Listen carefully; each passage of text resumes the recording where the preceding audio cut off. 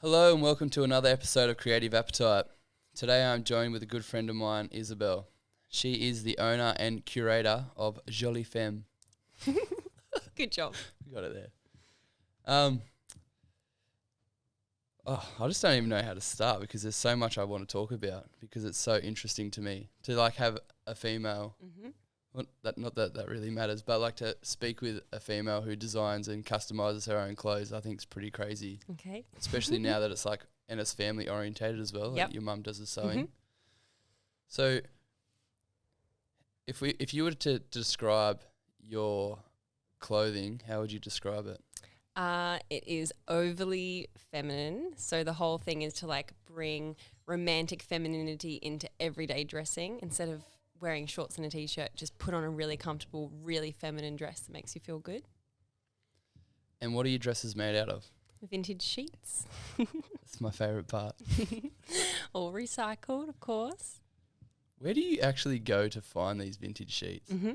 I go everywhere. So we just did like a huge road trip around Australia and I sourced so many at little country secondhand stores, charity shops, markets, things like that. Also online, talking to often old ladies on Marketplace that are clearing out their cupboards and buy them from them. And when was the time or date, if you remember, when you decided that you were going to start this clothing label? Mm-hmm. So I launched in December 2020 and I sampled the first dress in November 2020. So in 1 month, it went from sampling one dress for me to starting a business. Was the idea just straight up? Like, did you just sit there one day in that month and go, all right, yep, I'm going to do that? Or had this been like pre-planned for quite some time? Well, I actually wanted to just have a vintage store. I wanted to have a market stall and sell vintage clothes because I was constantly op shopping, constantly sourcing secondhand clothes on Depop, and I had too many and I wanted to sell vintage clothes. And then at the same time, Mum sampled this beautiful dress for me, something that I couldn't find secondhand. And I thought, nah, let's not do vintage clothes. Let's make clothes that are vintage inspired. Have you always worn vintage clothes? Yes. I think I would spend like all my weekends and after school since I was like 10 op shopping around town on the bus. So always secondhand clothes, always recycled. Love vintage clothes. And did you grow up on the Sunshine Coast? Yes. So I moved to Sunshine Coast when I was 1. I was born in New South Wales, moved here when I was 1. How many years do you reckon you have to live here before you become a local? I'm definitely a local. I don't know, probably 5. How long have you been here? I've only been here for a year and a half. I think. You're very welcome here, Jesse. You're welcome to be in this place. Welcome to the Sunshine Coast. I remember someone said, a friend of mine was speaking to someone, I think it was at a pub, and this guy was like, mate, you got to be for like 20 years before you're a local. I was like, no. It's like, I'm pretty sure anywhere throughout Australia or just anywhere in general, like usually about 2 years. Yeah, I reckon if you're there full time. absolutely. I feel like Australians are pretty welcoming. I'm surprised by that. Most people are, but you always get the odd one down at the pub that's a little bit iffy. Yeah, for sure. And I mean, at Main Beach, and it's like, there's no room for the locals. Yeah, I mean, Noosa surfing is a nightmare. I love it. I mean, I don't surf, but I love how many people are down there. I love it. I see heaps of people out. I just love seeing everyone get so pumped up for the waves and the beach completely full. I just think it's amazing. Did you go down there when the swell was up like It was a couple of weeks ago? beautiful. Yeah, it was beautiful. Would you ever design surfboards with the clothing? Like a pattern? Yeah, or like It's somehow, because there's surfboards out there that they get fabric like that and then they fiberglass over the top of it. No way. I Yeah. had no idea. Yeah, that's how when you see them with like a floral pattern, most of the time it's just a sheet and then they lay it over and then they just glass straight over the top of it. That is so clever. Well, I really want to do some like beach sets and sort of like I'm doing like little bloomers and bralettes that you can wear at the beach and little men's shorts and shirts. So maybe we should get a surfboard made when we do the photo shoot for that. We should do one. That would be Get cool. up some local surfboard shaper. Yeah. Did you design? Did you like base your design off the 60s style dresses? Like, you know how they, the image in my head I'm thinking of has nothing to do with those dresses. But Yeah. now that you've mentioned swimwear, you know, Yeah. like the old 60s swimwear, it was Yeah. quite frilly and Yeah, for sure. very high. Yeah. It was high waisted. Yep, always high waisted. Yeah, well, I take most of my inspiration for the silhouettes for the garments from vintage patterns. So silhouettes from the 60s, 70s, 80s. That is my biggest source of inspiration. The puffy sleeves and the tight waists and things like that. So. And then when you get orders, are they custom made to fit? Yes, so we have that option. So we have ready-made, and then we also have custom, which allows you to select the fabric. So it's literally one-off, supply your measurements, and choose the shape. When you were growing up, were you creative in any other way, or were you kind of always interested in fashion and how people put clothes together and things like that, or were you interested in other parts of creativity? Well, my mum was a painter, so she was at home painting all the time. So she had an art room, and as kids we had full access to like the art cupboard. We could pull things out all the time. I did heaps of like collage, painting, drawing, cooking even. I did dancing. I did art all through school, and I loved it. Like, it was definitely my favorite subject. So I'm definitely creative, but I've always had just that love for fashion and dresses, always overdressed. Just love special dresses and things like that. When you were growing up, were your parents really supportive of you, like allowing yourself to be creative and be your authentic self? Mm-hmm. Or did you kind of feel like you had to hide that part of yourself? Or was it a very open, loving home? So you could just be yourself and just do very whatever much you wanted? so. Very, very supportive. Like you can't really get much more supportive parents than my parents. Like the weirder the better kind of life. Yeah, and just upbringing? do it. Like I want to start a business selling dresses. Okay. My mum sews for me 5 days a week. Like, so supportive. That's so crazy that your mum sews for I you. know. And then when I'm traveling, my dad's going to the post office every day to post out all the orders. And it's amazing. Oh, very they're doing that as well. supportive. Oh. Yeah. I didn't know that. See? Mm. So is he on the payroll? Not yet.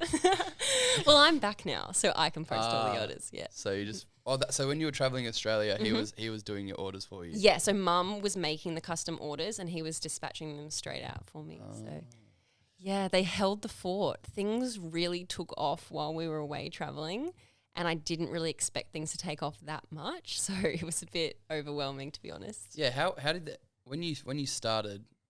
So did you have a plan in mind? Did you like in plan? I mean, the branding, the logos, all that kind of stuff, or did you just make a dress, tell your friends about it, sell one to your friend, and you're like, oh, this is kind of good. I could probably do something with this. Yeah. So Mum made me the one dress, the first ever dress sample that was just for me. And I posted a picture of it on Instagram, and everybody loved it. All my friends, they're like, what the heck is this dress? This is gorgeous. And I was like, okay. I didn't know if anyone else was going to like this because it's very feminine. It's very over the top, very vintage. But I thought, yeah, okay, let's do these. So me being me is like a huge perfectionist. Everything's got to be really curated and thought out, and I knew that I wanted it to be all recycled materials and things like that. So the sustainability side is a huge part of it. So heaps of research on recycled packaging and everything like that. So I planned everything out before I launched, but I did all of it in literally 4 or 5 weeks. So That's a pretty good turnaround. Yeah. Like 5 weeks is pretty fast. Yeah, so I was up at like 5 o'clock in the morning every single day on my computer until 6 p.m. And then when I started building the website, I was up till 5 in the morning building the website, like just so excited. Did you build everything yourself? The website yourself? Yep. Branding? Did you do the logo yourself? My sister did it for me. Oh, so you kept it local. Yeah, in the family. in the family. That's how we go. The family-run business. Yeah. And she did help me too because I wanted like pale colours, and she's like, no, I need something more striking. And I'm like, yeah, I'm happy with the colour. So you've done everything from start to finish on your own or with your family members? With my family, yeah. That's crazy. Yeah. That's not very, it's pretty unheard of for someone to to make a whole business plus the website. Usually they get someone like a web designer to come in. Yeah, no, I really like having the control over those things. So I know, there's a lot of thought that goes into all of those little steps and little details, and just having control over all aspects of the business. Like, it's just me talking to all of those customers. It's not someone else. So yeah. So behind the Instagram, you're the person that's to everyone replying, emailing. Yep, 11 o'clock at night, chatting to girls in Singapore about their dresses. It's so much fun. That's so crazy. I love it. I love it. It's so crazy so that good. in such a short amount of time, Yeah. it's your clothes are literally being sold overseas. It's wild. I can't even believe it. When I started the podcast, I did not do that. I did not have this plan. Mm-hmm. I had an idea, and then I was like, all right, I'm going to do it, and then just started doing it. So Yeah. my creative thought process and business planning was quite like different to the way you obviously sound like. I never really thought of myself as very like business minded as such, but I guess I am. I love the business side. I'm like a bit of a computer nerd, like building the website and learning a bit of coding. I love that. How did you, like, with all the business side and stuff, how do you find like your brand sits within the space of women's clothing? Because I guess like understanding branding and understanding how to promote your own like clothes and stuff is quite hard, especially if you're not in that particular area. So usually people get like branding managers or they whatever. So how do you find how do you find your brand sits within the rest? Yeah. So like in this sort of theme of like feminine dresses that like my standard customer is like a mother that loves the environment and things like that, or girls like me, I'm 25, so girls like me, they're my sort of standard customers. There's lots of brands that they go for. There's a lot of really big popular brands they go for, but I feel like if you're genuine in promoting yourself and your product and you believe in it, that's going to shine through. And I think it took me a little while to get the hang of it and to open up a bit on social media and things like that. And I think when I did, things just took off and people really like appreciated it and liked the small homey business side and everything like that. Yeah, I guess it is because it is homey and it's all. Does your customer base know that your mum does the sewing for you? Yeah, and they love it. They're like, "What? I can't believe it." That's crazy. People also say, "I got my dress. I love it so much. Your mum's sewing is immaculate. Tell her thank you," or they want to know her name, and I'm like, "Oh, this is so sweet." It's crazy to like think you design something and then you send it out. And have you ever thought about the feeling that it gives people? Have you ever just sat down and or maybe someone sent you a message and you're like, far out, like. Some of the messages are so nice. And like when I send them to mum, she is like overwhelmed. She's like, "I'm so happy I'm doing this. I love sewing. I've always wanted to sew." So Is there any message in particular that you remember? Like maybe it was like the first message that you've like someone sent you from the dress and like that? It was probably when a lady found me and she ordered 3 items in one go. And then she received them, messaged me and said thank you. And then she ordered 4 in her next order. And I was just so overwhelmed. Like, wow, she must have really, really loved those dresses. And she said, "They make me feel so beautiful. I have awkward body shape. So the fact that you do custom is just amazing for me. I love the recycled side." And I mean, they're made in Australia. So that's another like really special thing as well. A lot of the other brands that have a similar style to us, they're not actually made in Australia, made in India or Bali or something like that. So yeah. How do you find, so this is a bit different for me because I'm a male, but for females with their body, like, because obviously body image is quite large throughout male and female. Yep. But could you touch a bit more on how, because your dresses are quite free-flowing, so do you feel like you have, not like an obligation, but do you feel, do you feel positive about designing dresses that maybe women that might be a little bit bigger or might be a little bit self-conscious about their body, do you feel like you're providing them a service that they can feel comfortable Absolutely. in their clothes? Yeah, I have this sort of motto in my head that I always think, I don't really want you to know if you've gone up or down a size when you're wearing these clothes. You're not going to notice because you're going to feel so comfortable. They're so loose. They're so free-flowing. But if you like, you can belt it or you can get a short one, that sort of thing. So we do sell to little tiny girls and then all larger sizes as well. So, yeah. I like that. It's very important.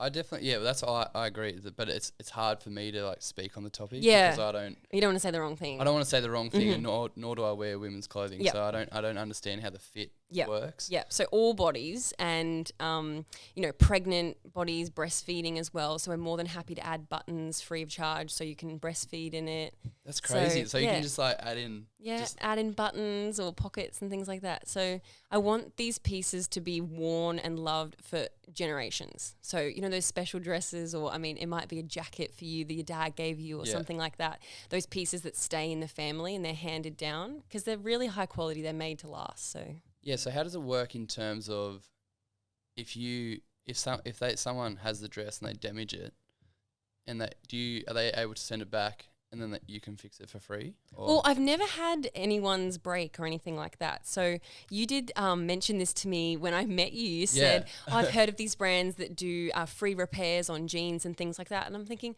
well, I'd be more than happy to do that. If you got your dress stuck on a tree, we could certainly patch it for you. But I would actually really love to share tips on how to mend clothing, because clothing should not be disposed of. There's so much waste, there's so much landfill. So that's why it's really good to have high quality garments that are going to last you. So you also need to know how to fix them, because once something is ripped, it doesn't mean it needs to go in the bin. That's a pretty crazy concept, actually. I never really thought about that, because Patagonia, which was the brand that I was talking about, they will fix it for free. It doesn't matter how old it is. Like there's clothing out there that are like a Patagonia shirts or whatever, and they've been like 20 years old, fully just beaten up, and the guys will send it in, whoever, and they'll fully fix it, like put patches all over it and stuff like that. But they're fixing it, where you're talking about creating something for people to learn how to fix their own clothes. Well, so many of my friends give me bags of items to fix for them or take up, and I never have time to do them, and I feel so bad. It will take so long for me to do it, and I think to myself, you can do that.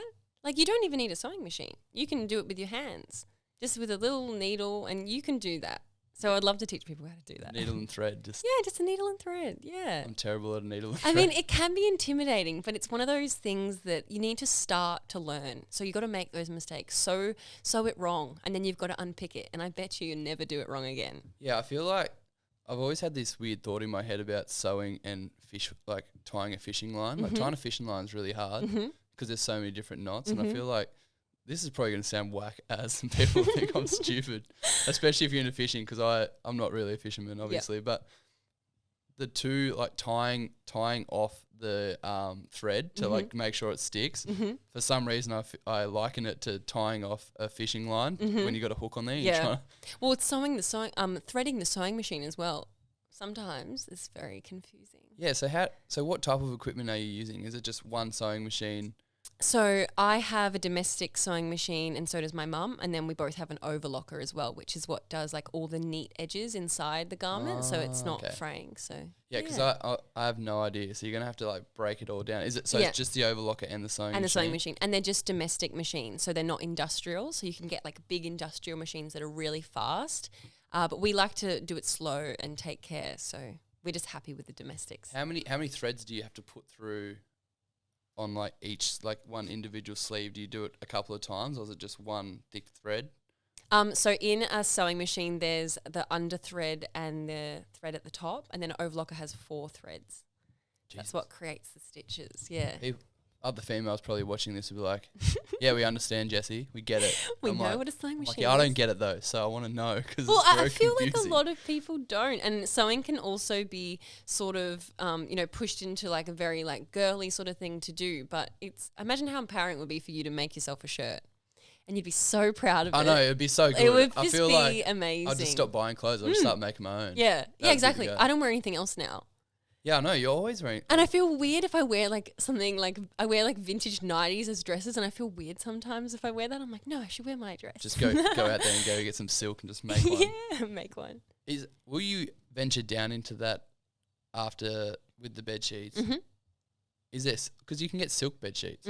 So do you think that's something do you make 90s in this particular material? So I do just dresses. I don't do 90s. But yeah, this was a quilt cover. So it'd be quite thick. Yeah, it's a little bit thicker. It's like a crispy sort of cotton fabric.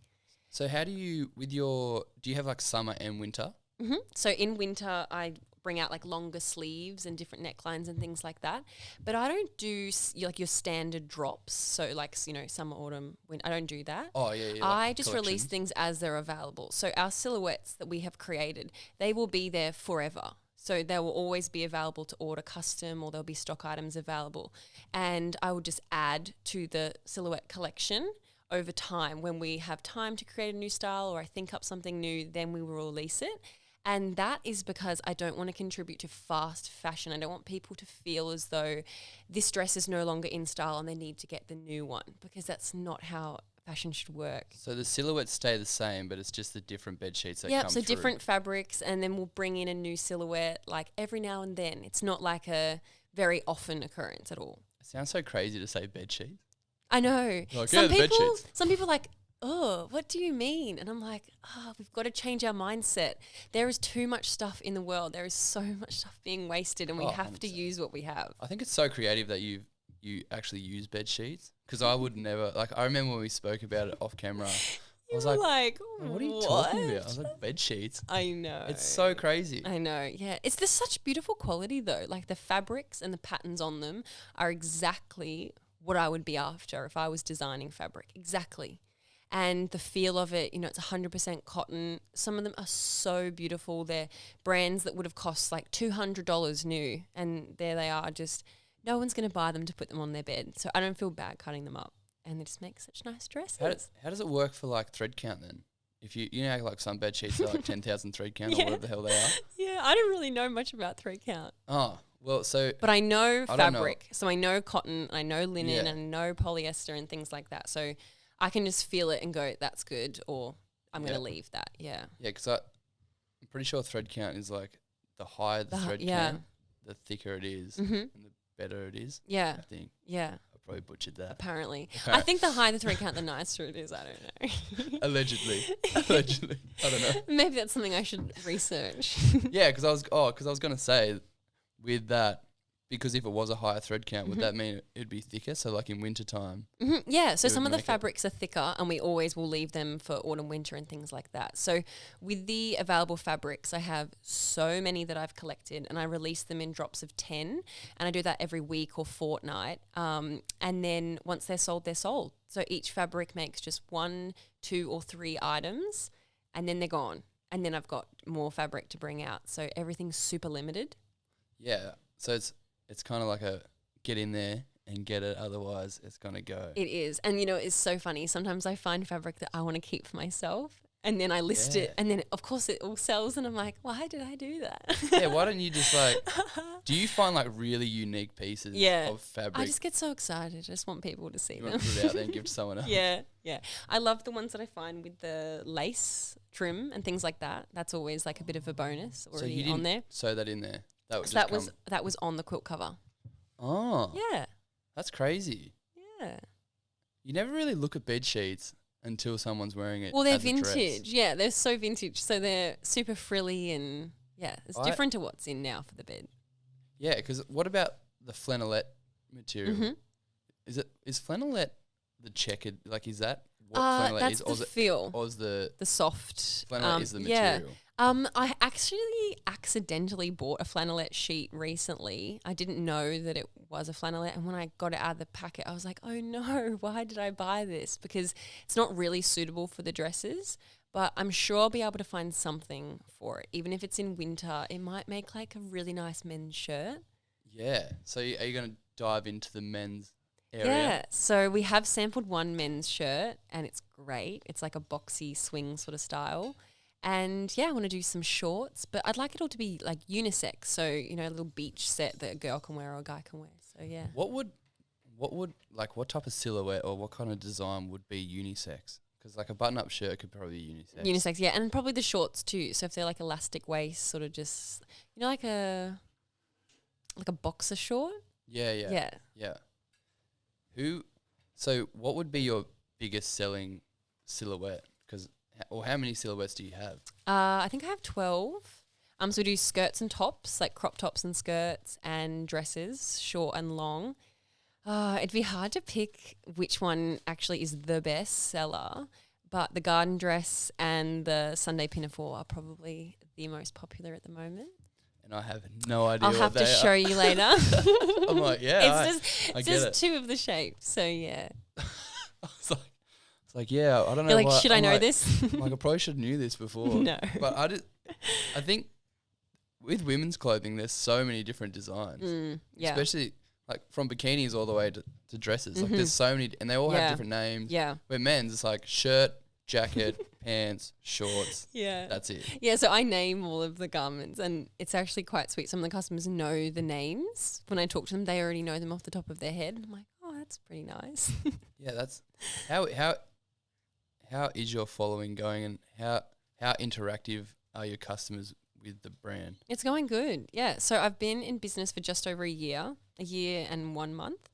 And yeah, we've grown to almost 6,000 followers on Instagram. And I think there's 500 or so people in my email database. So or more actually. So yeah, it's going pretty good. Everyone's super interactive though. And I feel like the followers that I do have, they're really genuine. They're all potential customers. They're all supporters. And I love just getting really chatty on there. Have you ever been walking down the street and someone's just noticed you? And like, Twice. oh my God. Twice. And this lady was like, Isabel, you're back from the trip. And I thought, and I looked at her like this and she goes, oh no, you don't know me. I follow you. And I was like, oh, what? Yeah, pretty surreal, but pretty cool. I guess that's what's going to happen if you put your face on Instagram, hey? It's yet to happen to me. Well, I'm sure it will happen. I don't know how I would react if it did happen. I think I would be taken back. I'd be like, oh my God. I was shocked, but then afterwards I thought that is the sweetest thing ever. Where is most of your customer base? Are they in Australia? So a lot in New Zealand. So probably half go to New Zealand. And then the remaining 50% is spread out as the rest of Australia. So all states of Australia we sell to, and then Singapore, England, and America. But yeah, New Zealand's really taken over. Maybe they're just into it. They're into the vintage. I think they have good taste. That's what, well, I guess, I don't know. You'd kind of have to say that at this point. I don't understand. Yeah, I find women's fashion so crazy because it's always evolving. Mm-hmm. Or just fashion in general is always evolving. Yeah, and it's a huge part of people's lives. Where do you want to take the brand? I have so many ideas, and I feel like in this moment right now, I'm kind of like coming up for air from this explosion that happened over the last 4 months. So I'm trying to look at my goals and see what I can achieve this year and things like that. But what I want to do is make sustainable Australian-made fashion accessible.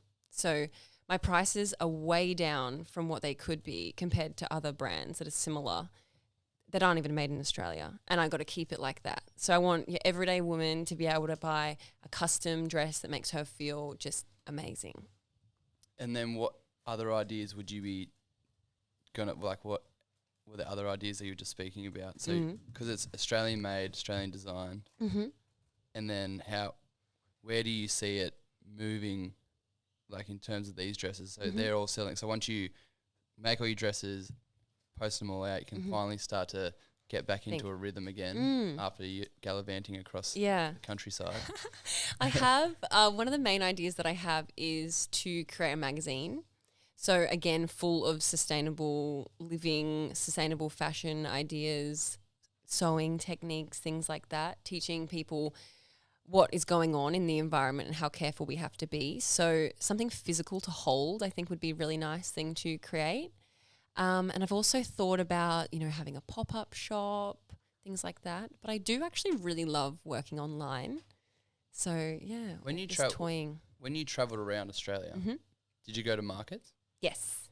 And did they always sell out? The markets were pretty good, not huge, but I think it was a lot of the people that I met at those markets. They then followed and sent me a message and we spoke and they ordered and things like that. So it's really good for exposure. So another trip like that would be something that's definitely on the cards, whether it's in New Zealand or travel south from Queensland to Tasmania. So how far did you go last time? I went to the Daintree in North Queensland and then across to Uluru and then back here to the Sunshine Coast. I'm trying to think how many places are in. There's what's up from here? Harvey Bay, Rocky, Agnes Waters, Oh, you're good. Townsville, I think, and then Zipoon. yeah, but Yupoon's part of Rocky, so Oh, yep, they're yep, like yep. 20 minutes apart from each other.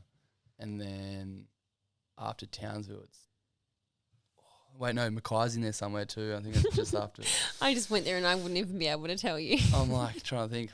But so did you stop at all those places along the way? Yeah, absolutely. So we sourced heaps of vintage sheets. That was like a daily activity. And we sent them back to mum, you know, just like every few days, just sent her big bags of vintage sheets, and I was shooting them and listing them online. And I think people really loved seeing new fabrics and getting involved in the trip as well, because I shared as much as I could. And the markets were great, and yeah, it was just really good. I remember, yeah, because I was going to ask, like, how many op shops did you actually go to? Did you? Like, I don't think some, I shared on my stories, but I feel as though, we could have gone to like 200 op shops. Jesus. Yeah. Like when I go sourcing, I'll go to 10. So there's a lot of time in sourcing the sheets. Is there a local op shop that you go to that you kind of keep under wraps somewhere? Oh, I couldn't tell you that. Maybe like a back alleyway. Yeah, I don't think I can tell you. Sorry, no, guys. I tried. I find like Nambour and Maroochydore is great for somewhere local to go, especially if I'm looking for something in particular. Like sometimes people will say, I'm really after a really small blue flower. And I'll go, you know what? I'm going to go find it. And I always find it. Is it with the bed sheets? Do people send you photos of bed sheets that they think are cool? Like, or have people sent you material of bed sheets? Yeah, a few people have sent fabric that was their grandma's. Oh, that's crazy. Yeah, or their mum's, sheets or tablecloths. And then it is like such an honour to turn that into a dress, and it's so special. And then also some of my really close friends source fabric for me. So when they're op shopping, if they see something special, they'll get it for me. And yeah, I'll just reimburse them. It's great. Yeah, that's because I used to live on a farm when I grew up for a while. Yeah. And there was heaps and heaps of bed sheets out there. And like there's so much, like have you ever gone out to a farm or like someone else's farm and just like scavenged through all their stuff? No, I haven't. Actually, no, I did meet a lady in Kenilworth and she complimented me on my dress, and then she went home and she came back into town with this pile of sheets, and she was like, it would be an honour to give this to you to turn, and they were gorgeous. You should do like a shout out on your Instagram, be like, anyone that sends me some fabric, I'll give you a discount price. Yeah, absolutely. I'm trying to help the people out here. I have like a funny thing when I go to an op shop and it's shut, like I've missed it. I'm so devastated. And I think to myself, there must be beautiful sheets trapped inside there that I can't get to. I need to save in the window, them. just like, I need to be in. I need to save them, yeah. Maybe when you get like super, super famous, you can be like, you know how like celebrities get the whole shop to themselves and they just shut down the whole shop? Oh, yeah. Maybe you can just do that with op shops though, not like really high-end fashion. Yeah. Like, I'm coming through. I have tried to say to some secondhand stores, if you ever get vintage sheets that look really special, I could leave my number, but they're not happy to do it. And I'm like, that's okay. It's all part of the fun as well. Like, it's so much fun going out sourcing. I love it. Yeah, do you get like old grandmas in op shops just giving you, like looking at you like, why do you want these bed sheets? Sometimes they are like, oh my God, thank you so much. This is the biggest day we've had in a year, because just buying up the whole shop. If I find 10 that are stunning, like I always check them over when I'm in there, and if they're stunning, I can't leave them there. I've always got to bring them. What's like the standard that when you're looking for bed sheets, do you have like a little bit of a criteria? Yes. So I always, like when I go into op shop, go head straight for the bed linen, and if I'm lucky, they're all hanging up, so it's really easy to look through. I'll go for colours first and, patterns, obviously. So I'm looking for the type of pattern that I like.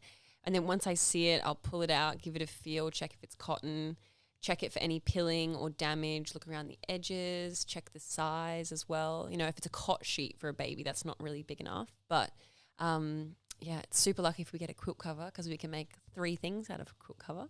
3 dresses out of a quilt cover. Yeah. And they're also thicker too, don't they? Yeah, just a little bit thicker. So it's still nice and cool to wear, but it's Yeah.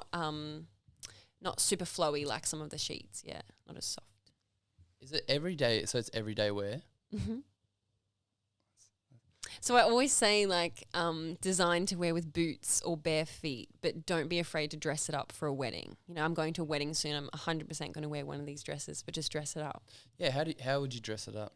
Add a belt, change shoes. This do is your for hair. males, by the way, not females. I'm sure Do a your lot of hair. females know how to do this, but Yeah. for anyone that like on my end of the scale, talking about dressing something up, how would you? Is it like, do you pin it up? Yeah, stuff like that? I would just like belt it in, maybe change the shoes. So wear like some dressier shoes and yeah. Do you make dresses? This is so funny because I have no idea about female, like trying to like just. So if to I me about describe it. this design as and it Okay, seems a bit raunchy, it's fine. I'm not doing it out of. I'm not being malicious or weird. Yep. Like you know how the dresses that chicks have and they got like real low Like cut, a V. Yeah. and then they got the whole open back and Open stuff back, like that. yep. I don't know what the design is but is that something that you do as well? I do have a open back dress. So that's the pinafore that I was talking about. That's really popular. But I don't have like a deep V dress yet. But I'm working on one. Oh, here we go. Yes, because we've had lots of requests. Yeah, because I don't know what these things are called. They probably think I'm some weirdo. It's like So it's like slowly but surely we're making our way through all of my ideas and adding them in slowly. But you know, if like one of my customers has a idea in mind, you can always ask. So many people ask to do things, and 90% of the time we can make that customization for them. So if they want it shorter or no sleeves and things like that. So could you make a wedding dress out of it? Oh my gosh, I would love to make a wedding dress. Like have half the dress, that fabric, like the big fluffy bit at the bottom. Oh, Jesse. Yeah, I'm getting there. I actually have some like lace tablecloths that are like cotton lace, handmade, that I would love to turn into something for. There's an Eco Fashion Week in Western Australia later this year. Yeah. They asked me if I wanted to do it, so I'm hoping that I have time to create something for that. So the idea that I had was something sort of more in line with a wedding dress that someone could potentially buy as a wedding dress, or I could just keep forever to admire. How long does it take to make a wedding dress? I don't know because I've never made one, but it probably would be a lot of work, yeah. Because I was thinking, just off the cusp, if you had half of your dress, the fluffy And bit, then with the and then the top part, the nice white silky business, I was like, I think that would look pretty cool, but that probably wouldn't look cool in some females' mind. They're like, that doesn't sound cool at all. you can actually. draw it for me later and Yeah, I'll tell you. I'll just draw it down and show you exactly. Imagine the drawing. It'd be super bad. It'd be like a stick figure. Like this, you get it? No. Yeah, you get that. Yeah, cool, man. Cool. It's like, I find it so crazy that there's so many male, like men in women's fashion and how Absolutely. dominated, like Cristiano Louboutin. The only reason why I know about this guy is because a lady I used to work with, she had some of his, like a pair of his heels. Yep. And I didn't know at the time. She was like, oh, it's these shoes, blah, blah, blah. And I was like, oh, yeah. I was like, does a female make them? She's like, no, male. I was like, male making heels? Yeah. I was like, that's crazy. Well, a lot of the big fashion houses, they do have male designers, which is interesting.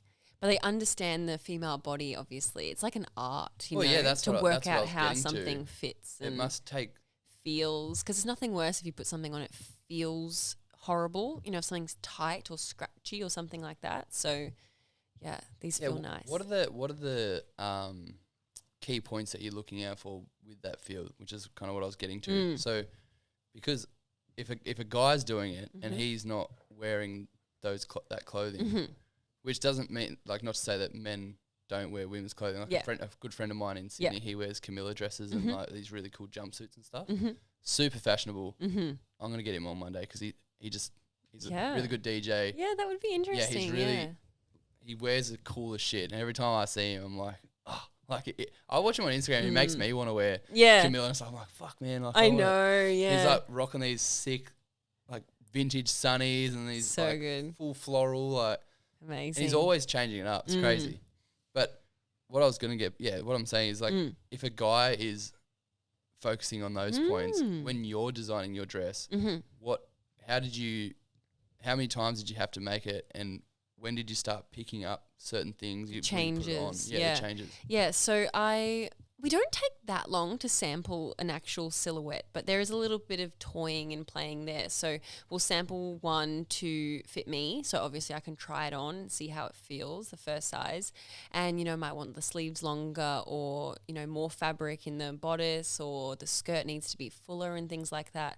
But they actually come together quite, not quickly, but I sort of know what I want. Yeah. Like before we head into creating a new style, I know what I want it to be like.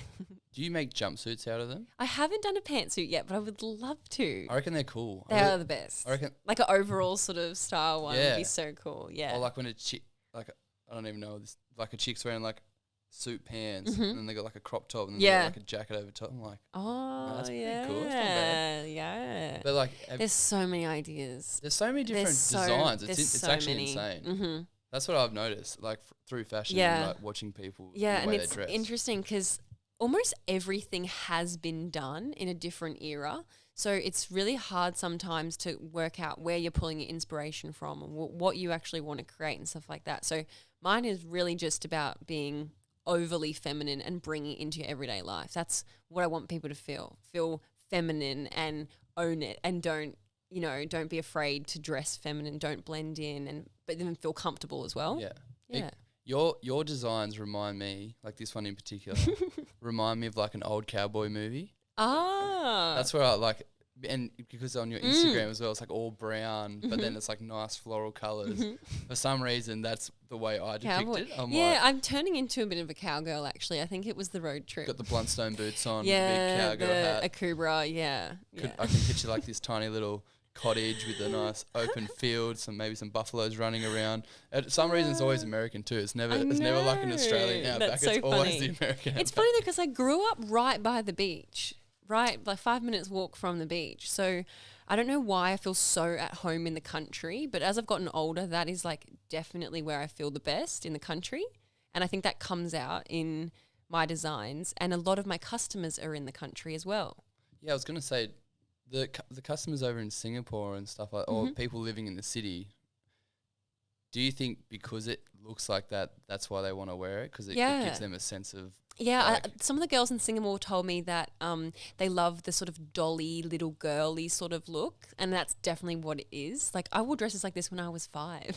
Yeah, like the old vintage dolls, like the poly...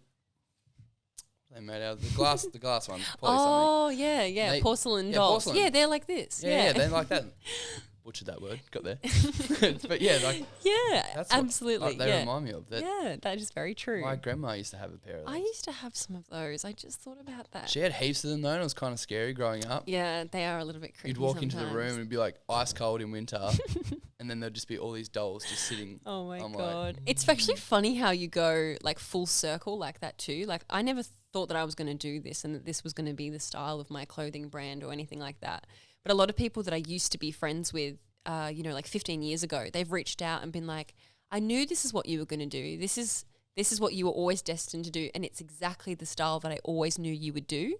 And I'm thinking, how do you know? How do you know that? I didn't even know that. But then, when I reflect, I always dressed in vintage clothes and things like that. So yeah, it's super interesting, and had those dolls. Yeah, those dolls are...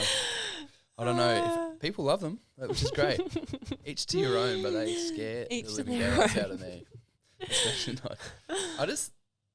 I think Chucky ruined it. And then you look at them, you're like a cuter version of Chucky. Yeah, or like haunted movies. If I see them in the secondhand stores sometime, I'm like, They always freak me out. I'm like, whose was that?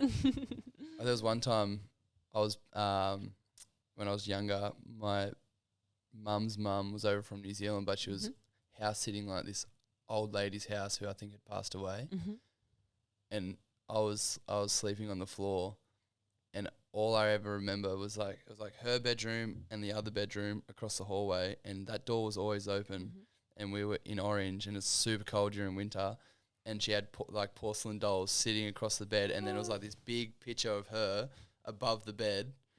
And I remember like always like looking across like, Oh man, like it was just so, and you could see how cold it was because it was like the moon was like making it blue come through. Sounds like a horror movie. It felt like a horror movie. I was so scared. Oh my gosh, that is terrifying. It's an irrelevant story, but No. I just feel like those porcelain dolls have stuck with me. So maybe like Yeah. subconsciously you. Am I scaring you? No, I was thinking maybe like subconsciously ideas come from Yeah. without like that doesn't make sense. Your ideas come from your subconscious mind Yeah, without yeah. you knowing it from something that you'd seen previously. And my influence as a child too. You know, Yeah. like my first day of preschool photo, I'm wearing this like a big puffy dress that my mum made because I wanted to wear this dress. But all the other kids were wearing like shorts and t-shirts, and it's quite funny that I really wanted to wear that puffy dress. Yeah, like the old So, 80s style. yeah, it's silk, 80s, yeah. big puffy Yeah, shoulders. love. It's kind of like that. Like that's what your dress reminds me of. Just looking at it, it's like a mix between real out there 80s dresses that need to be put to bed because they scare me, and then these too puffy. way puffy. It's like I don't know. I mean, fun if though. you rock it, if I seen someone rocking yeah. it today, I'd be like, that's sick. Yeah, I for feel sure. like because no one else is doing it. Yeah. Well, there were dresses like this in the 80s. There was a designer in the UK called Laura Ashley, and she's a big inspiration of mine. So, Yeah, I was yeah, gonna that was say, 80s. Have you, when you were coming up with the idea, Mm-hmm. or just throughout your life, have you followed fashion and followed designers and people like that? Did you do research prior, or I sort of have this thing where I try not to look at what other people are doing now, because I feel like if you go on to websites that have, you know, a brand now, that I might like accidentally be influenced by them. So there's no point in doing both doing the same thing. I don't want to be influenced by like, you know, other brands right now. So I go back. So I go in history and I look at vintage patterns and designers, you know, back in the 80s and the 60s, and I see what they did and what they love. So yeah, Laura Ashley was a huge one. where was she from? England. And was it similar designs? Sort of similar. A few people have said, oh, it looks like Laura Ashley. So some of the sheets I use are Laura Ashley as well. Yeah, maybe not designs. Maybe like Yeah, the fabrics, fabric, yep. like the floral Yeah. kind of. Yeah. So I didn't, you know, intentionally look at her and research, but as it's gone on over the year, I've gone, yeah, I love what she did. So yeah. You know what would be crazy if someone like a costume designer for a big movie hit you up and was like, "We would be like so to use cool. your dresses in this So cowboy movie." cool. Cowboy. Back to the cowboy. I think it'd be crazy. It'd be crazy to That have, would be really cool. because obviously I'm not going to be doing like something like that Mm-hmm. because I'm in a completely different field. But how would you feel if someone did approach you and say Yeah, that would be amazing. Yeah, totally. I've sold a lot of garments to photographers that they keep in their client wardrobe. So when they do maternity shoots and engagement photo shoots, their client gets to choose from a range of dresses, and some of them are Jolie Femme dresses, and I get to see all the photos of them in them, all different girls in the same dress. It's really nice. That's crazy. That's sort of similar, not quite at the movie stage yet. It's still the same thing though. It's Yeah. like your brand getting Yeah, out there. yeah, I really like it. It's really nice, yeah. Do you have a lot of maternity? Maternity wear. Yeah, maternity wear. Yeah, so that's what- most of the pieces, majority of them can be worn as maternity, and then afterwards, after they've had the baby, when they're breastfeeding, that's why the button's good, and yeah, This it is works. so funny because I'm trying to ask questions based on like trying to use female terminology. So I guess Do you for have lack maternity? for lack of a better word. So I Yeah. keep getting like stumped on Yeah. asking questions because I'm No. like, oh, how would I even? How do I approach even this? say it? How would I Oh, even- I'm testing I'm you. like, ooh. I'm actually really like trying to think deeply because I'm like, I don't want to say the No, wrong thing and no, offend it's- anyone. no, but no, I'm no. also like, I need to ask. No, a it's a good question. So I think it's good I love creating clothes that work before you're pregnant, during being pregnant, and then when you're breastfeeding as well. So it's really important. It probably just makes me look like a really dumb male. Got all these females like, yeah, stupid male, Yes, Look they at- are maternity friendly. looking at their husband like, yeah, maybe you should all do some research. No way, no. I'm- Valid question. It's so good. It's so hard, but it's making me like really get into it and work. Cause I'm like, I really need to like think. It's actually interesting. The more I do this and the more people I speak to, Mm-hmm. the better I'm going to become, especially when I have more females on and stuff, because then I'll be able to ask more direct, specific questions. Yeah, no, absolutely, yeah. But it's like when you're the first female guest on and you're trying to talk about like women's clothing. It's good. Like, you got to get into your feminine. It's such a stump. Like I'm like, oh God. Well, that'd be me trying to talk to someone about cars. I'd be like, so is it loud or? I've spoken to, like, I've been on dates or like just friends that are girls, and I'll be like chatting away about my car, like full on, just like they know everything, and they're looking at me like, Jesse, you lost me at changing the tire, or like something like, not even that. That sounds really bad, but like just it'd be like something so simple or anything, and really. They're just like shut off, and I'm like, oh, sorry. It's so funny, isn't it? We just all have different interests and different passions, and yeah, definitely, it's cool. That's what I like about speaking to people. That's why I find this a really good platform. Yeah, because it's like you could just get a chat to anyone and everyone, and you get to learn so much. And then I created a Discord, and this is the whole point, is like to put all these people into the Discord. So they could just be like, oh, I need that, or oh, I need this, or like, does someone know how to do this, and blah blah blah. I think it's so cool to like have a space where you can just speak about creative stuff. Absolutely. Yeah. And I think bringing everyone together and also talking to people about their creativity, often that's going to be what lights them up. So you're going to get people really excited and stuff like that, which is like, I mean, I know you vibe off it. So it's just like the best. Yeah. Go you. It's like I have no shame. No. In like saying that I have no idea what I'm talking about when it comes to like, it just, it'd be worse to like sit here and be like, yes, I know everything. Because I have like, I don't know anything about that. Yeah. But just getting back to not looking at Instagram and taking, I think I do the same. And it just, like, that resonated with me because I was like, when I spoke about this idea, people were like, oh, you should do this and look at that. I'm like, nah, I'm just not going to look at anything. I think it's like, some people will say, oh no, it's really important to know what else is going on and, you know, be educated in it. But I don't want to be influenced by other people's ideas because you'll subconsciously copy, and we don't need to copy each other. No, you will. Exactly. That's what I mean. Like, I think the subconscious mind will make, you'll be like, because you're seeing it over and over and over. I've got this great idea, and it turns out it was someone else's idea. Yeah, exactly. I've done a bit of research in like pricing and stuff like that, just because I know what I could afford to pay, and that's what I want to keep my prices as. You know, I want everyday girls and women to be able to buy these pieces. And when I did research on other brands, they're all a lot more expensive. So that was like, good. That's a bit of a tick. That makes me more accessible.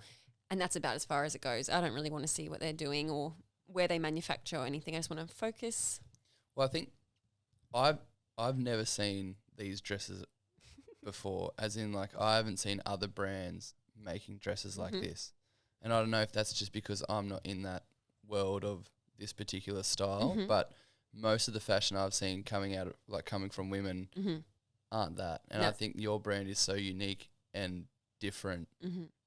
And the idea that you don't look at other people's Instagram shows because it is so unique. Like you can tell you're not looking at it and going, oh yeah, that's cool, but like someone else is doing something similar. Yeah. I mean, fashion is so competitive as it is. We don't need to copy each other.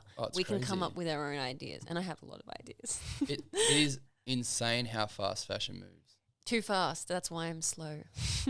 Well, I think it's good that you're keeping it renewable and recycling back through it, because you could always, even if someone outgrew the dress, they could send it back and you could turn it into something else. Absolutely. Like, there's no need to throw it away. These sheets were not being loved. They were not being worn. Like, I always had noticed in the past how many vintage sheets there were in op shops. But I still didn't want them. I thought they were pretty, but I didn't know what to use them for. So there's an oversupply, and they're going to go into landfill, and it's not okay. Yeah, because do they break down? No. It takes so long. So when you did your research on recyclables, like recycling the material and stuff, was there anything kind of scary that you read over that you're like, oh, I really need to, like, so I'll backtrack a little here. So when you started with the idea, was it always going to be recyclable? Yeah. Or was this always? Okay. So there wasn't like was there like a turning point leading up to designing the brand where you're like, I want to make sure that this is recyclable because I care about the planet and stuff like that. So anything I was ever going to do in business was always going to be recycled. So if I was going to do the vintage clothing, it was all going, it's all going to be vintage and recycled. It's a huge part of my life is making steps every single day, talking to people, opening conversations about stopping waste, being more sustainable, supporting Australian made, things like that, because we really need to look after the earth. Because you are actually supporting local business as well, which is crazy. Because you're supporting all the local op all shops. the charities, yeah. And it's like, that's amazing in it's itself. It's so nice. Like I said before, how they're like, oh my gosh, thank you so much for buying all of these. I'm like, no, thank you. This is going to make someone's day when she has this like special dress arrive at her door that fits her. Like, this is cool. I'm such a big advocate for keeping it Australian made. Absolutely. And Australian owned. So many people say to me, gosh, you're so busy. You need to go offshore now. It's time to go offshore. I'm like, yeah, well, we will never go offshore. This is a kind of thing that I've never really understood, is that you can go offshore and you can get it a lot cheaper and make a lot more money, but surely your own like morals would be a little bit. Exactly. I don't know, especially with, there's some, I guess in some instances you have to go offshore, like you don't really have much more of an option, but surely there's a way, especially nowadays, and how important it is in like Australian culture. We're talking specifically about keeping it within the country and giving people jobs and because there's so many people that are unemployed right now. So many, absolutely. And I think the skills of sewing sort of disappeared from Australia a long time ago when people started manufacturing in China and India and Vietnam. But what that's done is overproduction. So all of the brands that produce overseas, they have a huge amount of wasted fabric. And that wasted fabric is going to go into landfill. And there's wasted garments, wasted fabric. It's so shocking. Like, there's some movies you can watch on Netflix and there's heaps of research you can do online. It's super easy. But this is something that I try to talk about and I want to talk about more, is what's happening is not okay. And I definitely don't want to have anything to do with it. Nothing to do with it. I want to have, I want to feel clean and know that I'm not hiding anything. I'm so honest, Yes, I purchased the fabric from the op shops, but I'm proud to say that I purchased it from the op shops. That's still, it's still within the country and it's sustainable. So it's it's a huge part of the business. Just as much as the garments, it's the sustainability side. Here's something on the other end, because we were just talking about keeping it within Australia. Yep. Have you ever gone overseas, or thought about going overseas and purchasing fabric that you couldn't get in Australia? I've travelled a lot in Asia and like Indonesia and things like that. And I've definitely, over the years bought fabric and had a tailor make something for me overseas there. And that was dead stock fabric that I bought. And like a local Indonesian man sewed it for me into a suit or whatever. And that's super lovely. But yeah, I don't really see myself doing that anymore. Just because there's enough bed sheets going around. Oh, the bed sheets, they get me. It's such a cool concept. Like, honestly, I think it's like, I'm just picturing if I was a female and I saw your company or business or whatever you want to call it, I'd be so stoked. Like, I think it's such a refreshing style of fashion, starters. And secondly, it is sustainable and like you can do so much with it. Like, have you thought about going to like lingerie or anything like that? Yeah, so I'm going to do like a little pajama set that's like bloomers and a bralette and maybe like a robe. I don't know what they are. Like high-waisted puffy like vintage knickers and like a the big so silk. sort of something like that, which you can wear to the beach or you can wear it to bed and it's like super cute. And then I thought like a robe, like a kimono thing to wear with it. And see, that would suit pregnancy really, really well. So like I'm imagining if you just had a baby wearing those bloomers and chilling at home with your robe, that's just lovely, isn't it? Have you had feedback from pregnant people or just any customers on the way it might sit and they're like, oh, do you reckon we could change maybe this or? We added an extra button one time so that it was lower so she could breastfeed because she was taller. Her body was taller. So now we take that measurement when we add buttons so we know how far down to go. But yeah, they're quite free-flowing shapes, so it seems to work, yeah. I'm just going to, because I don't know anything. So with like with your measurements, if there was a female out there who wanted to purchase and wanted to maybe be like me, I'm like super intrigued on the finer details. What specific parts are you measuring? Okay, so we measure bust, waist, hips, and then the widest part around their bum and their height. Widest part around the like widest part of your whole body of a woman is usually around the hips. Yeah.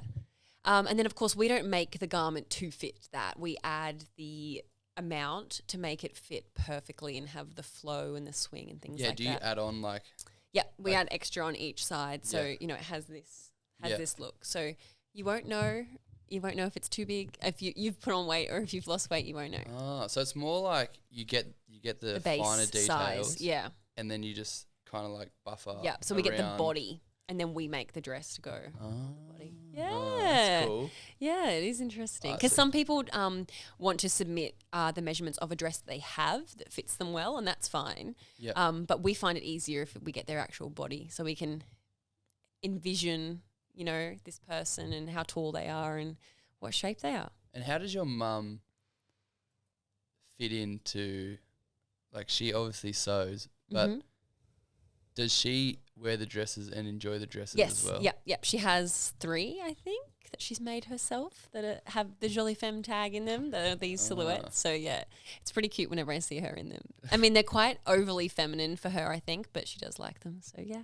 I'm just picturing your mum like there was this art teacher in my school, and she always, I don't think I saw her in the same outfit like twice. She always wore a different outfit every day. I was impressed. I'm picturing your mum as an artist, kind of, because you said that she painted. Yeah. That's what I'm like. I'm like, she likes these dresses, like but then she's like, but I do this. She just looks like me. Oh, just super chill. Yeah, she just looks like me. You said that She's not eccentric, no. Oh, you said she was a painter, so I was like, she must be. You know how you said your art teacher wore different clothes every single day, and you were like, wow, you were impressed. See, I have this mindset that you don't need a lot of clothes. So you just need a few special things that you love, that you've thought about, and then you just wash them and wear them. And I think there's like a confidence that comes through when you wear the same thing a lot. And people might be like, oh, she's wearing the same dress that she wore at that last event. But I think that's amazing because I'm like, good on you, girl. You obviously love that dress and you thought about it, and, it's a conscious choice, a conscious purchase. We don't want to be, buy, and not loving any of it. So yeah, I've never really. Yeah, it's an interesting one for you. Yeah, that is really interesting. Like, to think that I never really thought about it in that way, that someone, like, if you're wearing the same thing, like, that confidence is like a special type of confidence. Yeah. And there's something a friend of mine said ages ago, and it's always stuck with me. He's like, if you feel confident in what you're wearing, he goes, everyone else will feel confident about what you're wearing. Yes. Yeah. I was like, I never thought about it. And then ever since then, everything I wear, if I'm looking at myself in the mirror, I'm like, I'm not really feeling confident. I could just change something up, like this jacket. Like, I only have a select few pieces of clothing as well, like really rare to find if you can get them. And the same thing, I wear it a lot of the times, and I'm like, I feel good. I love this. Yeah. It's like it is that feeling. Yeah. You're like, it's being confident within yourself. Yes. And being conscious about what it is that you're buying and making sure you love it, Yeah. And you don't need a lot to feel like that. It's really interesting because it used to be, oh my gosh, look at her, she's wearing the same clothes. But now we've got to change. That's old school. That's not good for the environment either. Which is kind of funny because you're in fashion, and fashion is fast and it moves like constantly. Well, I mean, I could bring out lots of dresses and I could push my customers to buy many, many, many pieces, but I don't want to do that. I think what you're doing is very smart because it has so many different elements to it. There's like the element of, shit, I better go buy this because there's not going to be many of it. Yeah, true. And everyone's like, so it kind of puts on that pressure. Yeah. But then there's also like the conscious, like recycling, only having and making it out of quality, so it's nice, and it works. It's really nice selling a product that I'm so confident in. Like, I've never had a return. I know that it's going to last. I know that I've put this in the washing machine literally 60 times, and it's still perfect. It's nice to have a product that you believe in as well. I think that's why I can talk about it for hours because I just love it. I just had a thought about the bed sheets because how many times have you replaced your bed sheets? Not that many times. Like growing up. Oh, yeah, no, actually. Like growing up, you never really replace them, do you? No. So it's like, because I've never replaced bed sheets, really. Like yes and no. Like in terms of like, you might buy a new set, but there's always that other set. But then there's people that are very like wasteful and over consuming, and that's why sometimes I find these sheets at the secondhand store, and I think, why would you send this to the secondhand store? I'm so lucky. Yeah. Well, so some people do just overconsume, not value items, especially older vintage items. Some older people don't realize the worth, whereas they're so hard to find, so they're treasured by me. But that lady's like, oh, that's so outdated for the bed. Well, it's just crazy to think that there's this theory, or not theory, but like when I was younger, growing up, and you would have probably experienced it as well. I don't want to. So the old Australian culture of like making quality goods, looking after your friends, helping out your neighbor, all that kind of thing. I feel like you're bringing that back, because if you look at your business as a whole, you're making quality goods. Yeah. It's only family orientated. You're contacting these people by like from yourself, like personal. You don't have like a bot or anyone else taking over. No way. Yeah. So it's like you're like reinventing the wheel, so to speak. Yeah. And like bringing back that Australian culture. That's true. And a lot of people say that there's not an Australian culture, but I think to me that is the Australian culture. Yeah. Like being accepting of everyone. Yep. Looking after welcoming, people. Yeah, welcoming everyone, looking after someone that is in need. It's like the old thing, like showing appreciation to everyone and welcoming them in. That's really interesting. When you used to live next door to someone, and your parents would go out and then they would look after you, like that kind of caring nature. I feel like your business is, I guess I am pretty old school. Well, I think I am. Someone who's so young, it's like you. I don't know if you had those values when you were growing up. Yeah, no, absolutely. Yeah, like a beautiful community around where I lived, and all the kids were friends and all the parents were friends and super friendly, and good teachers and I think people want that now. Like they're kind of over that. It seems like it's come full circle in terms of the way how fast everything got, and now everything's starting to slow down again. It really is. And people are. This could just be me speaking because I'm also getting a little bit older, but I definitely want like a good sense of community, and I want nice people around me, and I want to be buying quality clothes, or if I'm going to buy a second hand, I want to make sure that like it's a good quality bit of, you know what I mean? Like absolutely. And the fact that you're doing that is crazy. It's like that old little triangle. I know the one. Oh, with the kangaroo on it? Yeah, like the Australian made sticker. Yeah, that's interesting. Yeah, I'd never really thought about it like that. But I guess it is sort of like that home sort of style business, family-based business. I don't want anything to get too out of control, and therefore I'm actually controlling my growth, managing it and measuring it, because I don't want the business to lose this personal touch. Like every single order that I send out, I write them a little note in my handwriting from Isabel, like things like that. I'm just so appreciative that they wanted to buy it. And then I just often I sit back and think, wow, they must have received that and it felt so special because they just chose the fabric from an image and chatted to me, and then there it is. Yeah, it's a cool concept. Yeah, it is. And I think it's probably why your brand's so important to customers, maybe. Yeah.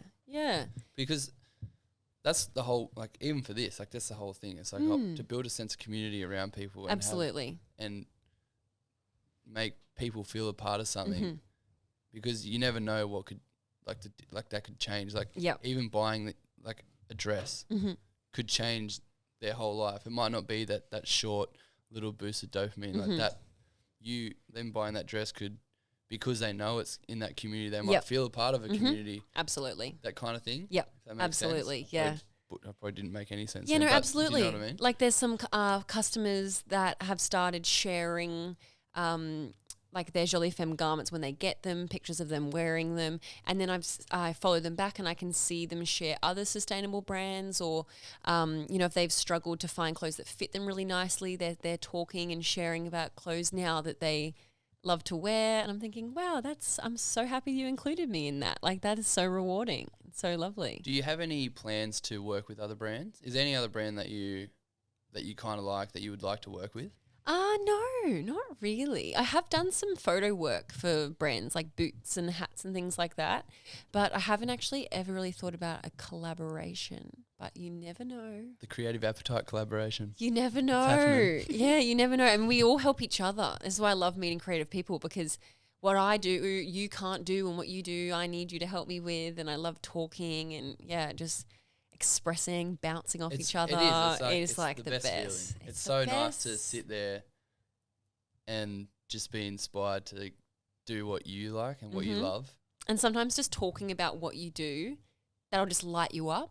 Yeah. That'll just make you buzz, like it's just so exciting, and hearing like supportive people talk back to you and stuff like that. It's just so good. Every episode, like every week, I always get excited. Always, after every episode after I finish, I'm super, super pumped, and I'm always so grateful that I had the opportunity to speak to someone. Yeah. Because someone's taken their time out of their day to come on here and speak to me, and I always get so excited. So it's kind of like a selfish, like, because I know that I'm going to be like, I'm going to get really excited. You take away as much from it as the other exactly. person. It's like this. It's this nice human interaction. That made me think we should start like a creative community space where we all just come and talk to each other. I'm imagining a table double this size. I have one. It's the Discord though. It's online. Oh. Yeah, this is what I was saying before. Right. So I need to get in there. Yeah, so I mentioned this in the last episode, which is coming out on Friday, but everyone else is going to be a week after. So yeah, I'm trying to create this whole sense of community. I forgot you said that. That's great. Cool. Perfect. That's so it's like, point. I need a photographer. I need anything. I need this. Can someone help me? Or because you're a dressmaker, or there could be females in. Like it could weird be merch anything. Or like whatever. Yeah. Questions. Exactly. Anything like questions about how you started your business and. Well, I'm very passionate about small business. I think if you know what you're interested in and what you love doing in your spare time, you've got to do it. Just if you take that leap and do it, you will not regret it. Like, this has been completely life-changing for me. Yeah, how did you – what was – when you wait up, give me 2 seconds. I'm just trying to – with that, like when you started, was there a night or a day or a moment that you were like, I'm going to do this? So then you started – because you're quite organised, did you start writing down goals? Did you what were the small goals that got you to starting the whole? Yeah. Well, I was thinking, I don't want to work for someone for maybe like a year or two. I'm going to give this a go. So I gave myself everything I needed to give it a go. Like I said, I'm a bit of a perfectionist, so I got stuck in, and I did write down a lot of goals, and my goals, I can't believe it, but I achieved them within a year, and I'm so blown away by it, and it's so cool because now I get to make new goals, and the goals have changed because they're so value driven, not financially driven. They're just value driven, and I just want to live a lifestyle that I love. Like, I love making things. I love taking photos. I love dressing up. I love creating things, like I'm a computer nerd. I get to go on the computer all day sometimes. You not look like a computer it's the nerd. best. Just want to put that out there. I am a computer nerd. I love it. To be honest, I don't think there's really a style. I just love technology. I think it's incredible. Which is kind of funny because like you have this really old school based brand. That is, But then you got this new age mentality about technology. I love social media as well. Like, I think it is just such an amazing thing for young people. I mean, for anyone actually, but to have grown up with it like us, it's just been like the biggest blessing ever. It is so powerful, and it gives just your everyday person the opportunity to promote themselves and just talk about what they're passionate about. Yeah, it's just amazing. You're like a hybrid. I just love it. You're like you remind me of like this. Oh, what's the like post-apocalyptic? Because it's like this real futuristic, like loves computer, loves technology, but then your whole brand's like this old and slow and like yeah. it's purposely slow, you know, like not releasing things all the time. That's what I mean by slow. So yeah, that is interesting. I guess it's all about balance. That's my mind just like coming up. Yeah. Like that's. I will say though, you said like what goals and, you know, what business sort of strategies and stuff were you thinking about before I started? And I actually joined the NEIS program, which is this government funded. I was gonna ask you. Yeah. I was like, if she doesn't get there, I'm gonna ask her anyway. I'm just Yeah, gonna bring it back around. So I don't know if I did mention to you that I did that. So that was just absolutely. It's been amazing. I'm still on it, and it's you apply to get into it with this huge application. Sharing what it is that you want to do and why in your small business. And if you get in, they assign you a business advisor and they help you do a financial plan. And like we set goals for 30 years. Like I know what I want to do in 30 years with the business. Maybe, you know, I've written down what I would like and things like that. And it's just incredible. Yeah, that I got so much out of it. That's a good value, like bit of valuable information. Yeah, and budgeting and things like that, you know. So like I try to keep on top of all of that, but it is a lot. Like I literally do everything in the business apart from the custom orders. So it is pretty wild. Yeah. And I try and stay on top of my money side and all of that and, you know, checking how everything's going. But with all the resources they gave me, it's just so easy. I learn a lot. It's good. And where do you find, is that just online? It was just online. Yeah, someone just mentioned it to me and I thought, yeah, you know what? Some support would be good in that business aspect. You know, I don't have a business degree or anything like that, but I'm very, very creative. So I need to, you know, balance this to do well. Yeah, they say that creative people aren't good at running business. Yeah, I find. Which I find that it's like saying men can't wear women's clothing. Yeah, it's like that's fucking ridiculous. stupid. Like that's dumb. I find some creative people that I've met struggle to sell themselves, if that makes sense. Yeah, maybe it's the confidence. They create this beautiful artwork, but they're too embarrassed to talk it up to sell it. But if it speaks for itself, you don't have to. You don't have to sell it to somebody. It's not about selling. It's just about people appreciating it. Did you ever have those doubts with your dresses? Yeah, no, absolutely. Yeah, and then after I peaked on my trip and I did like times my month by 3, times my biggest month by 3 to the next month, and I was like, oh my gosh, this is wild. What am I doing? I can't handle this many orders, this sort of thing. I then had a lot of anxiety thinking, am I going to be able to keep this up? Am I going to be able to fulfill all these orders quickly, or what's going on? Like I felt really overwhelmed by it and a lot of pressure on myself to keep it up. And then I decided I don't need to keep it up. I can manage and control this growth. And I feel like I've come to a really nice level point now where we can manage the orders that are coming in and we're busy and it's exciting, but I'm not flooded and not doing well. So, yeah, which is crazy. Like I remember like some You're of the like things vintage sheets. No, yeah, like some of the things you showed me like off camera when I've come around and hung out and stuff.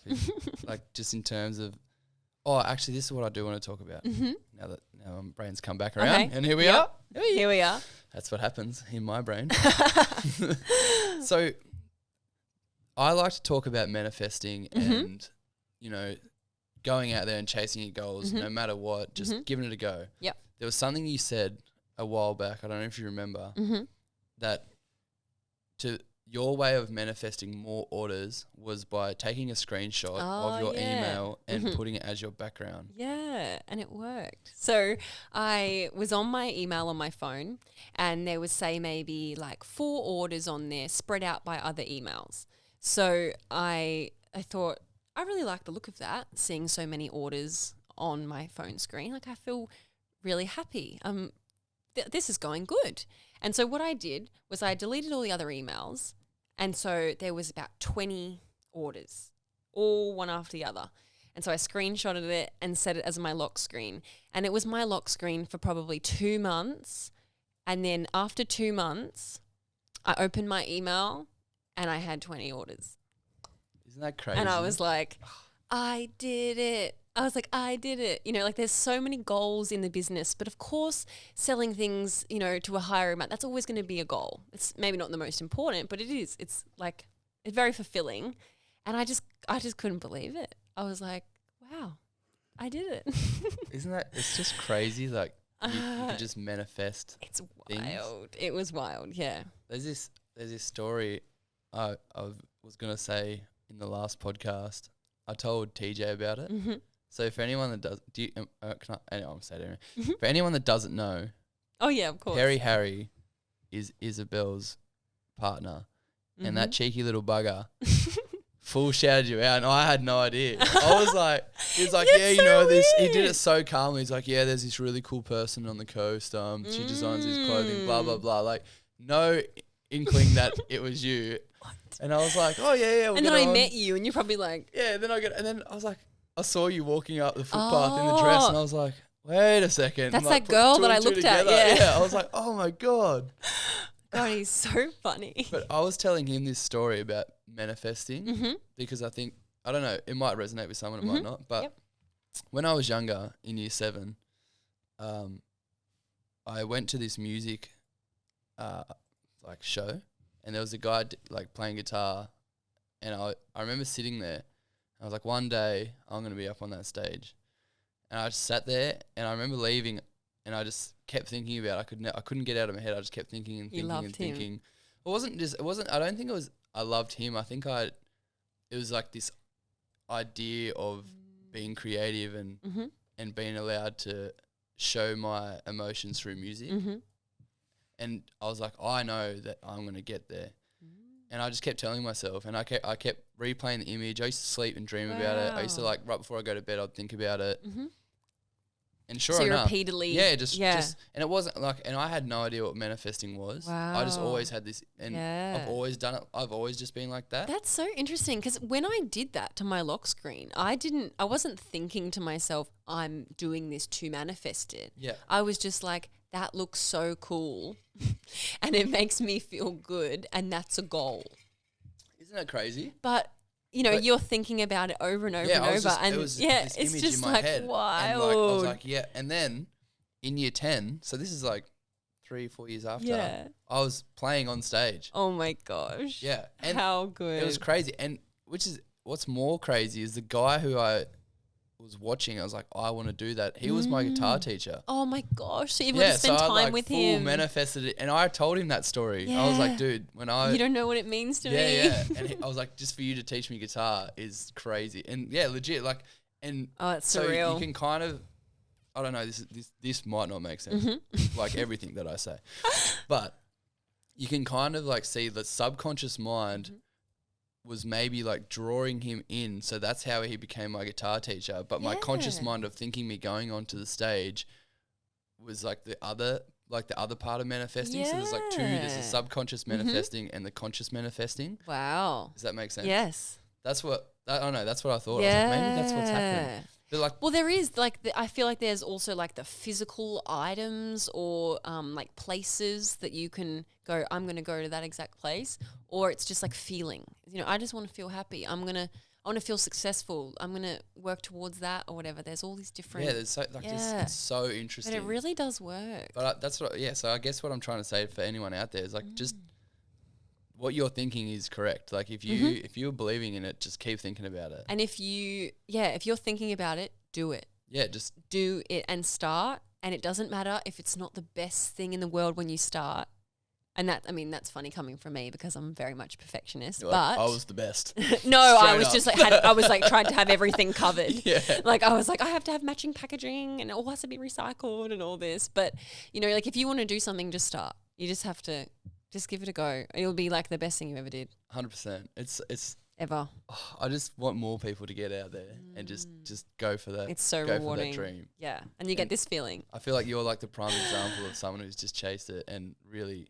It's so wild. Like I had no idea that this was for me either. Like I was like more than happy working for other people, and I was like, I never want to own my own business because it looks stressful. I'm not stressed. Like no, you seem. I'm just. Super happy. Yeah, which is amazing. And I get to talk to, like, they're all like friends. Like my customers, I get to talk to them all day. It's like the best. So good. All right, there's one last thing we like to do before we wrap things up. Okay. You get to shout out a local legend. Okay. This is obviously we're on the Sunshine Coast, so but I don't mind if they're in Brisbane. So All right.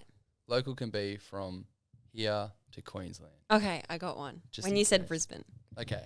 My friend Casey from high school, she is a graphic designer, Crap Design. Check her out. She does posters and all other types of work. She's going to come on. We're going to get her on. She's a sick girl. You'll love her. Is there anything you'd like to say to your customers, or maybe a younger female who's who maybe wants to start a clothing brand or just something creative? Because you're 21. 21? 25. You said you're 21, did you? No, 25. Oh my God. This is the end. No, 25. No, 25. Sorry, but still young. So it's like, which is crazy for a 25-year-old to be running a successful business is still very, that's a big accomplishment. So for all the young girls out there, is there anything you'd like to say? I would say you got to start and don't put too much pressure on yourself. Don't worry if no one doesn't buy anything straight away, but just make sure your heart and soul is in it and that you believe in the product that you're creating. If it's a business that you want to do, just you got to believe in it and think about why you're doing it. What problem are you solving? So, yeah, I would say that. Amazing. This has been another wonderful episode of Creative Appetite, and I'm so grateful that Isabel came on. Thank you. And anyone out there, follow her. I'll chuck all her social medias up there. And yeah, wait for another episode of Creative Appetite. Let's go. Thank you.